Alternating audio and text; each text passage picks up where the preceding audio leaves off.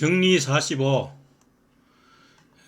현실적으로 존재하는 각각의 물체나 계물의 관념은 신의 영원하고 무한한 본질을 필연적으로 포함하고 있다. 이 내용의 말 자체는 어렵지 않죠. 모든 사물은 신의 속성을 반드시 나타낸다. 즉, 자녀는 반드시 부모의 성질을 유전적으로 가지고 있는 것과 같아. 모든 사물은 신의 속성의 변종인 양태이기 때문이다. 이것은 인식론이 아니라 존재론입니다.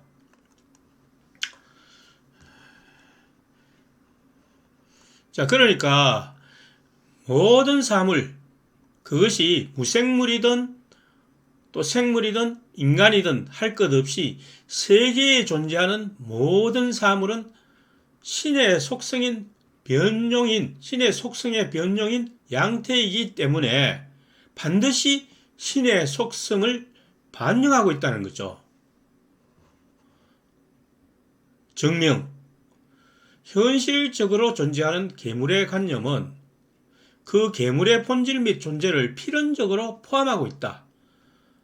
정리 8의 2에 정리 8 아래쪽에 나오는데 우선 간단히 살펴보면 현실적으로 존재하는 그 개개의 사물의 관념은 그 말이죠. 그 사물의 본질 및 존재를 필연적으로 포함하고 있다. 정리 8의 개에 의해. 자, 정리 8의 개가 무엇인지 잠시 살펴봅시다.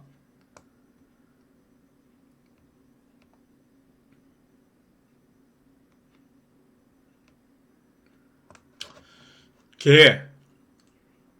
이것으로부터 다음과 같은 결론이 나온다. 이것은 그 정리를 지금 설명하는 거기 때문에 지금 본문하고는 관련이 없죠. 자, 여기까지 빼버리고 계물이, 즉 각 사물이 신의 속성 안에 포함되어 있는 한에 있었으만 존재하는 동안 계물의 관념적 존재 또는 관념은 신의 무한한 관념이 존재하는 한에 있었으면 존재한다. 이것이 개 보충입니다. 약간 우리의 현실적 문제하고는 조금 다른 부분이 있는 것 같아서 조금 부연 설명을 하면 각 사물들이 신의 속성 안에 일단 포함되어 있는 거로 우리가 본다면 그 각 사물의 관념적 존재 또는 관념이라고 했는데 여기 또는이라는 말은 A 또는 B에서 두 개 중에 하나를 얘기하는 것이 아니고 즉 같은 거를 다시 설명할 때에 흔히 또는이라는 말을 이 철학서에서 많이 붙입니다. 그러니까 여기서는 사물의 관념을 말하는 거죠. 혹은 사물의 존재, 이걸 표현하기 위해서 관념이라는 말을 사용하는 것입니다. 그러니까 그 관념이 이미 신의 무한한 관념이 존재하는 한에 있었으면 존재한다. 그거는 무슨 말인가 하면 신 안의 사물의 관념이 존재하기 때문에 현실 사물의 관념이 존재한다는 뜻입니다. 그러니까 어떤 그 교수분의 그 설명을 보면 이것을 영화 촬영하는 것으로 이렇게 설명이 되고 있어요. 스크린에 영화가 이렇게 촬영이 지금 나오고 있으면 그 스크린의 영화는 사실상 필름에 담겨 있던 거잖아요. 그러니까 우리의 세상사에서 일어나는 존재와 모든 그 관념과 상황들이 이미 스크린상에 존재하고 있음으로 해서 이렇게 현실 존재로 나타나게 된다는 것이죠. 이제 그렇게 설명하면 무슨 시간 차이가 이렇게 발생하는데 시간 차이를 우리가 두지 말고 동시에 이렇게 발생한다고 보면 이 관념이 되는 거예요. 신안의 관념이 존재하지 않으면 현실적으로 일어나지 않는다는 거예요. 동시에 동시성을 갖고 있다는 거죠. 자, 앞에서도 설명한 것처럼 이 파란 글씨는 제가 인용한 글씨이고 뭐 이 책이든지 혹은 다른 자료이든지 인용한 것이고, 붉은 글씨는 제가 삽입했는 제 해설입니다. 그리고 검은 글씨는 본문 글씨니까 참조를 하면 이해하는 데 도움이 되겠어요. 자, 다시 보면, 그리고 계물이 신의 속성 안에 포함되어 있는 한에 있어서 뿐만 아니라 지속한다고 일컬어지는 한에 있어서도 존재한다고 일컬어지는 때에는 그것의 관념도 여전히 지속한다고 일컬어지는 존재를 내포한다. 그러니까 우리가 이제 그 사람으로 말하자면 그 나라는 존재를만을 얘기하는 것이 아니고, 나의 존재뿐만 아니고 내가 계속해서 이렇게 말하고 또 손짓하고 설명하고 활동하고 하는 이것을 지속으로, 이 존재의 지속으로 표현하는 겁니다. 존재와 존재의 지속, 이 두 개의 관념이 모두 신에게 존재하고 있다는 거예요. 내가 이렇게 하면서 신에 같이 존재하고 있다는 겁니다. 뭐 시간적 차이는 여기서 논할 필요가 없습니다. 왜냐하면 신의 시간적 차이와 우리 사물의 시간적 차이는 우리가 일단 다르다고 봐야 되니까, 그 미리 했느냐 동시에 했느냐 뭐 이런 것을 우리가 생각할 필요는 없이 신 안에 사물의 관념이 존재하기 때문에 우리의 관념이 존재하는 거고, 우리가 이렇게 활동한다는 것은 그 신 안에서 활동하고 있다는 그런 의미가 동시적으로 이루어진다는 것입니다. 해설을 봅시다. 사물이 존재하는 것뿐만이 아니라 유지되는 것도 신 안에서 그렇게 되어 있기 때문에 현실적인 유지가 이루어진다. 즉 우리의 존재뿐만 아니라 생명이 지속되고 활동하는 모든 것이 신의 능력에 의해서 작용된다. 따라서 모든 사물은 신의 일부로 존재하는 것이며 나 역시 신의 일부입니다. 내가 무엇을 계획하고 선택하고 진행하는 것은 내가 신의 한 기관, 곧 부분으로서 그렇게 하는 것입니다. 그러면 여기서 발생하는 한 가지 의문은, 왜 인간은 서로 생각이 달라서 의견 충돌을 일으키고 서로 다른 것을 고집하느냐? 뭐 이와 유사한 질문이 많이 일어날 수 있죠. 자, 그것은 역시 신의 속성이기 때문이라는 겁니다. 우리 인체의 세포를 보더라도 마찬가지입니다. 세포 내에 유전자가 모두 일치하는 것이 아니고 서로 갈등이 일어나고 다른 방향으로 진행하려는 가운데서 가장 중심적이고 힘을 가진 유전자가 핵을 이루어서 그 세포의 역할을 담당하는 것입니다. 자, 이런 방식으로 세계도 진행되는 것이라 볼 수 있습니다. 그러니까 한 가지 예를 더 들면, 가령 우리나라에 이 정권을 가지기 위해서 정당이 많이 존재하고 있죠. 이게 이제 말하자면 세포 유전자하고 비슷한 겁니다. 그러니까 서로 다른 의견이나 이념을 가지고 있잖아요. 그러면서 서로 정권을 잡기 위해서 싸웁니다. 다툽니다. 자, 그러다가 가장 힘센 정당이 정권을 잡게 되죠. 국민의 지지를 많이 받는 정당이 정권을 잡게 되면 그 정당이 이제 중심을 잃어가지고 정책을 이끌어 나가는 거하고 똑같다는 거예요. 그러니까 우리가 아주 축소해서 보나 그 범위를 확대해서 보나 이 신의 섭리가 그런 식으로 작용해서 이 세계가 계속 진행해 간다는 것입니다. 세계가 진행하는 방식이 신의 섭리로서 지금 설명하고 있는 것인데, 이것이 훨씬 더 정교하고 합리적이죠. 과거에 뭐 조라스터교에 선신과 악신이 대립한다든지, 혹은 기독교에 하나님과 사탄이 대적해서 세계가 진행한다든지, 이것은 조금 이원론적이고 비합리적인 방식이에요. 그리고 우리 오늘날 교회, 기독교회에서 이렇게 설명하는 방식을 보면,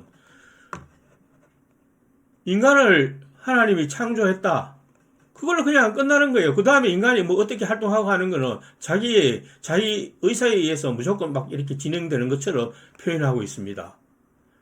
물론 애정이라 해가지고 또 애정된 측면도 설명을 하고 있기는 하지만 대부분은 그냥 무의미하게 이렇게 진행이 되는 것처럼 설명하고 있어요. 그러나 스피노자의 이 이론은 어떻습니까? 모든 것이 신의 섭리에 의해서 움직이신다는 것이고 신이 작용해서 이루어지는 것이기 때문에 사실 세계가 움직이고 그 사물이 변화되는 이 모든 과정은 신이 진행하는 것과 분리할 수 없는 것이에요. 내가 이렇게 행동하는 것은 곧 그 신의 속성이 작용해서 이렇게 행동하는 것이기 때문에 내가 행동하는 것이 곧 신이 행동하는 것이나 이렇게 완전히 분리해서 설명할 수 없다는 거예요. 그러면 이제 다시 이런 질문이 생기죠. 그럼 왜 인간이 악한 짓도 하는 사람은 뭐고 선한 사람은 하는 짓도 뭐냐? 그 신이 왜 나쁜 짓을 그럼 하느냐? 뭐 이런 질문이 생길 수 있지 않겠어요? 그러니까 신의 관점에서는 그 사실상 선악이 없는 것입니다. 이렇게 하는 것도 신의 섭리, 저렇게 하는 것도 신의 섭리. 그러나 그 중에서 결국은 그 우리의 반응, 즉 양태들의 반응에 의해서 이 미래가 계속해서 진행되어 가는 것이죠. 그럼 예를 들어서 악이 흥성하다가 선에 의해서 다시 그것이 수그러든다면 그거 자체가 신의 섭리라는 것입니다. 그렇게 해서 점점 인간이 생각하기에 긍정적인 방향으로 이 우주가 진행이 되어야 한다는 거죠. 마땅히 그런 식으로 진행이 되기 위해서는 또 인간이 어떤 동기를 가져야 합니까? 도덕적인 문제에 있어서 그 자유의지를 발현해가지고 선한 쪽으로 움직여 나가야 된다는 겁니다. 그래서 그것이 이제 하나의 그 인식론으로 우리가 설명돼야 하는 거죠. 지금 설명되는 것은 전부 존재론적인 것입니다. 그와 같이 존재론적인 것에서부터 우리가 어떤 인식을 하느냐에 따라서 미래가 진행되어 나가야 되는 것입니다.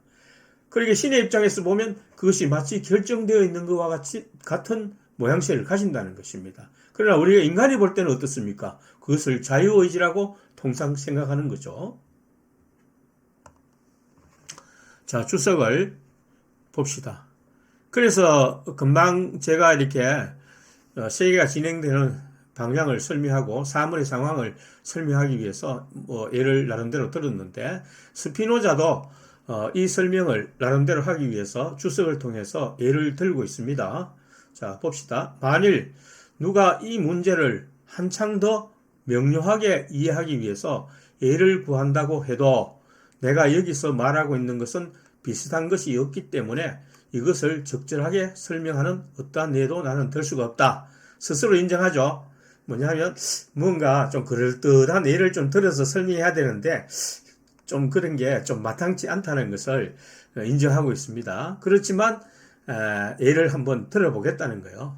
그래서 가능한 한 설명을 한번 해보겠다는 거예요. 그래서 이 예를 든 것이 지금 읽어보면 뭐 번역상의 문제인 것 같은데 상당히 이해하기가 힘들어요. 이게 무슨 소리인지 전혀 이해가 안 됩니다. 그러니까 제가 최대한 이렇게 이해할 수 있도록 한번 설명을 해보겠습니다.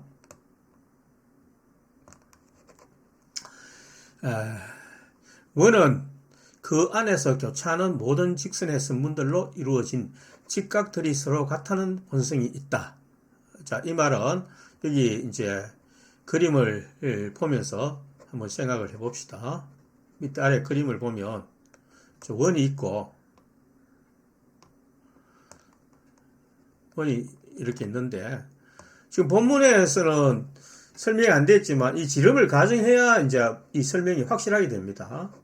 자, 이 지름을 우리가 가정했을 때 원의 지름을 우리가 생각을 했을 때 이 두 지름의 양 끝으로부터 두 선분이 원주상에서 한 점에서 만나도록 이렇게 무수히 많은 점을 잡을 수가 있겠죠. 이렇게 무수히 많은 점을 잡을 수가 있는데 어떤 점을 잡더라도 이 양 끝의 지름에서 이렇게 연결을 하면 이 각도가 다 어떻게 됩니까? 전부 직각이 되죠. 그래서 다 동일하게 된다는 겁니다. 다 동일하게 되는 이유가 뭡니까? 이 원의 성질 때문에 그렇게 되는 거죠. 이게 원이 아니고 다 원이나 뭐 삼각형이나 직사각형이나 아니면 그런 도형이 없이 그냥 마음대로 끊는다면 절대 직각을 만들어낼 수 없습니다. 또 그리는 각마다 전부 달라지겠죠. 그러나 이 원이라는 성질 때문에 이 공통성이 전부 발생한다는 겁니다. 그러니까 여기서 설명하고자 하는 것은 이 원을 신으로 비유하는 거예요.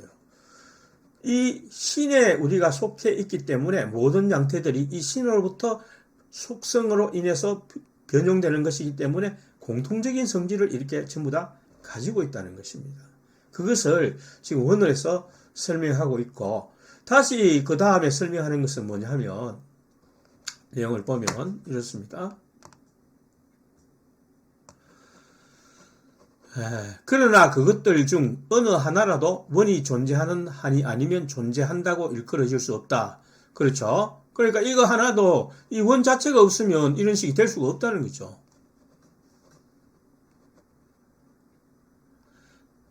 자, 지금 무한히 많은 직사각형들 중에 여기는 직사각형이라고 했는데 이렇게 선분을 이렇게 끄면 맨 직사각형이 됩니다. 대칭이 되도록. 그런데 어차피 같은 거니까 이쪽을 설명할 필요 없이 한쪽 삼각형으로 해서 제가 설명을 이해하기 좋도록 설명을 드리는 겁니다. 자, 그렇게 하면 자, 이렇게 두 개의 직사각형을 이렇게 생각한다는 거예요. 두 선분으로 이루어진 서로 다른 두 개의 직사각형을 생각한다는 거죠. 그럼 여기서는 지금 세 개가 걸려져 있기 때문에 우리가 세 개로 보고 생각을 하도록 합시다. 자, 그러면 그것들의 관념도 역시 단지 원의 관념 안에 포함되어 있는 한에 있어서 뿐만 아니라 그 직사각형들의 존재를 포함하는 한에 있어서도 존재한다. 그러니까 존재라는 것을 여기서 두 가지로 설명을 하고 있는 거예요. 뭐냐 하면 이게 서로 이렇게 원주상에 이렇게 있으므로 공통성을 지니는 거 하고 또 이 존재 자체들은 각각 서로 다른 삼각형이 되는 거죠. 이 뭐 반대쪽으로 이렇게 끄면 사각형이 되지만 그러니까 공통적인 성질과 서로 다른 성질들이 발생한다는 겁니다. 이 존재가 두 가지 측면으로 발생한다는 거예요. 그래서 이 세 개의 삼각형들은 서로 구별이 된다. 이 관념들이 세 개의 삼각형들이 모양이 다 다르잖아요. 이 관념들이란 모양을 지금 의미하고 있습니다. 다 다르잖아요. 이와 같이 서로 다른 차이가 발생하는 것은 무한히 신의 무한한 방식으로 무한한 속성으로 인해서 무한한 방식으로 사물들이 발생하기 때문에 이와 같이 무한한 양태들이 발생한다는 것입니다. 이해가 되시죠? 그래서 만약에 이렇게 직사각형으로 대칭으로 해가 만들어가 설명하면 하나밖에 없습니다. 오직 이 성질에 의해서 발생하는 것은 하나밖에 없습니다. 삼각형으로 설명하면 대칭으로 두 개가 되겠죠. 그래서 아마 스피노자가 이 사각형으로 설명하는 것 같아요. 유일성을 말하기 위해서. 그건 뭐 제 추리입니다. 자, 그 다음에 그림을 보면 설명을 해야 되는데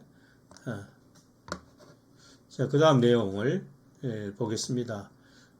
이해가 될 거라고 봅니다. 그러니까 이 내용만 보면 거의 무슨 소리인지 설명이 안 됩니다. 제가 이 설명을 덧붙여 주니까 비로소 그게 그런 의미가 맞겠구나라는 생각이 들어요. 저도 100%는 스피노자의 의도가 맞는지는 아직까지는 잘 모르겠어요. 앞으로 계속 연구해도 정확하게 100%에 수립한다고 그 누구도 장담할 수는 없을 것 같습니다. 왜냐하면 번역 자체도 불확실한 데다가 또 의도까지 파악을 하려니까 100%까지 아니더라도 우리가 전체적인 내용에만 맞아 들어가면 그걸로 만족을 해야 되겠습니다. 자, 그러면 이제 그 다음 내용을 잠시 봅시다. 그러나 각각의 사물은 신 없이는 파악될 수 없다. 자, 요거는 본문의 내용이죠. 그러니까 이 각각의 사물들은 결코 신 없이 원 없이 발생할 수 있는 것이 아니죠. 파악될 수 있는 것이 아니죠. 자, 그래서 정리 15를 인용했는데 정리 15는 워낙 유명해서 제가 저절로 머리에 기억이 됩니다. 존재하는 것은 신 안에 있으며 신 없이는 아무것도 존재할 수도 파악될 수도 없다. 그러니까 신을 상정하지 않고는 이 세계의 사물들이 존재할 수도 없고 아예 거기에 대해서 생각할 필요조차도 느낄 수가 없다는 겁니다. 본문 내용 계속 보겠습니다.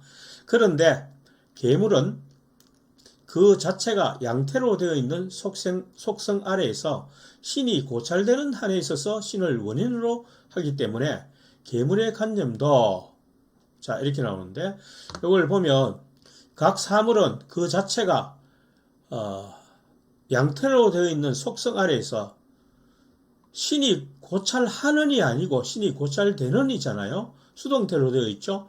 그러니까 신이 무엇을 이것을 고찰하는 게 아니고 우리가 신을 고찰한다는 겁니다. 어떤 상황 안에서 사물의 양태는 신의 속성 안에서 이루어졌다는 관점으로 우리가 신을 고찰한다는 겁니다. 자, 그렇게 하면 이 사물의 양태들은 신을 원인으로 하기 때문에 각 사물의 관념도 반드시 신의 속성을, 신의 무한한 본질을 필연적으로 포함하고 있다. 그런 내용이 된다는 거죠. 자, 여기 정리육이 인용되어 있으니까 그것을 설명하면 각 속성들의 양태들은 그것들이 양태로 되어 있는 속성 아래에서 신을 고찰하는 한에 있었으만 신을 그것들의 원인으로 가지며 신이 어떤 다른 속성 아래에서 고찰되는 한에 있어서는 그렇지 않다. 두 가지 내용이 나오죠. 우리가 모든 사물을 갖다가 신의 속성의 변용인 양태로 본다면 당연히 그 사물들에는 신의 속성이 필연적으로 포함될 수밖에 없습니다. 맞죠? 자, 그런데 만약에 사물들을 신의 속성의 변용이 아니고 그것이 어떤 다른 방법으로 발생했거나 우연히 발생했거나 이런 식으로 우리가 사물들을 고찰하게 되면 그 사물들 내에 신의 속성이 있다고 봐야 할 아무런 이유가 없잖아요. 그 얘기를 후반부에서 하는 겁니다. 그렇지 않다라는 것을. 자, 제1부 공리사항은 뭔가 우리가 복습 겸 한번 살펴봅시다. 어떤 결과의 인식은 그것의 원인에 대한 인식에 의존하며 또한 그것을 포함한다. 이것은 쉬운 말이죠. 날씨가 추워서 물이 얼음이 됐다면 그 얼음이 된 원인은 뭡니까? 당연히 날씨가 춥다는 것이 인식이 되죠. 그 다음에 그 얼음 안에는 뭐가 포함되어 있습니까? 찬 기운이 그 얼음으로 포함되어 있는 겁니다. 물보다는 차운 기운이 물속에 포함되어 있는 거죠. 그러니까 이 말은 지금 왜 나왔어요? 그러니까 우리가 신의 모든 사물에서 신의 속성을 파악할 수 있는 것은 그것이 원인이 신의 속성의 변용이기 때문이라는 것이죠. 그러니까 이 원인을 인식함과 동시에 이 사물의 양태에는 여기서 포함되어 있다고 했잖아요. 그 원인이. 그러니까 그 원인이 신의 속성이 우리 사물에 전부 포함되어 있다는 거죠. 그러니까 이 논리가 상당히 합리적으로 지금 설명이 되어 있잖아요. 그러니까 물을 신의 속성이라고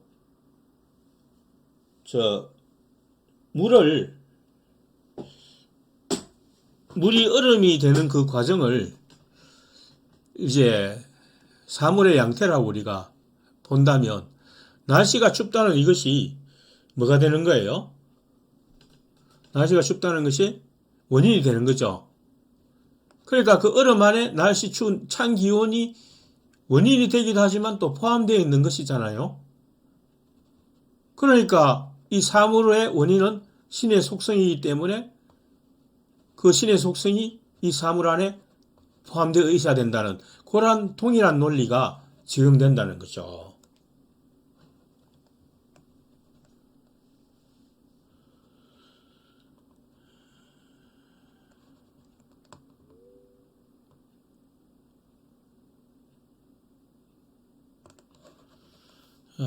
여기까지 해서 내용은 이제 거의 설명이 됐는데 이제 우리가 이것을 다른 면으로 한번 적용해 봅시다. 자체의 속성의 개념을 즉 제1부 정의 6에 의해서 신의 영원하고 무한한 본질을 필연적으로 포함하고 있지 않으면 안 된다. 이것이 이제 결론이에요. 자, 우리가 이제 결론 부분을 기억하면 되겠습니다. 모든 사물, 세계의 모든 사물, 그러니까 그것이 무생물이든 분자이든 원자이든 전자이든 혹은 인간이든 모든 사물들은 무엇을 포함하고 있다. 그 자체에 신의 영원하고 무한한 본질을 일부 포함하고 있다는 거예요. 전체가 다 포함된 게 아니고. 왜냐하면 그 무한한 속성에 의해서 무한한 방식으로 사물이 나타났기 때문에 그 일부들이 무한한 속성들의 일부들이 전부 나타나 있는 것이지. 그러니까 이걸 전부 합쳐보면 신의 속성 전체가 된다는 그런 의미가 되기도 하겠죠.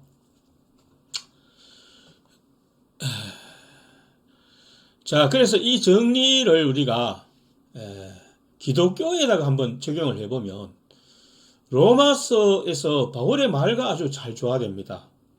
이 바울은 로마서 1장 20절에서 이렇게 말하고 있습니다. 창세로부터 그의 보이지 아니하는 것들, 곧 그의 영원하신 능력과 신성, 이것이 신의 속성을 말하는 겁니다. 그 신의 속성이 그가 만드신 만물에 분명히 보여 알려졌나니 이렇게 나오죠. 그러니까 이 만물에는 기독교의 하나님의 속성이 다 들어있다는 겁니다.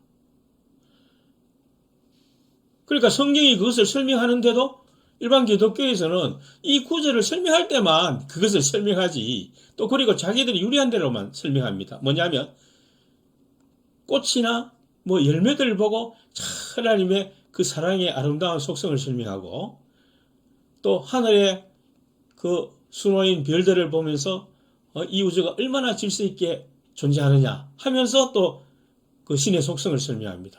그러나 사자가 얼룩말을 잡아먹는 거기에서는 설명을 안 해요. 왜냐하면 그걸 설명하려면 뭐 하나님 포함한 분이다 이런 식으로 설명을 해야 되잖아요. 근데 사실은 그것을 설명하는 것은 아닙니다. 물론 한번 설명할 기회가 앞으로 있을 겁니다. 자, 이처럼 모든 사물에는 신의 속성이 포함되어 있다는 스피노자의 사상입니다. 왜냐하면 모든 사물은 신의 속성의 변형으로 보기 때문입니다.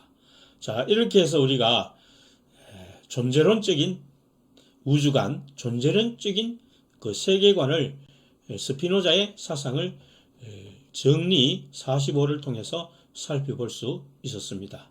오늘 여기까지 설명하겠습니다.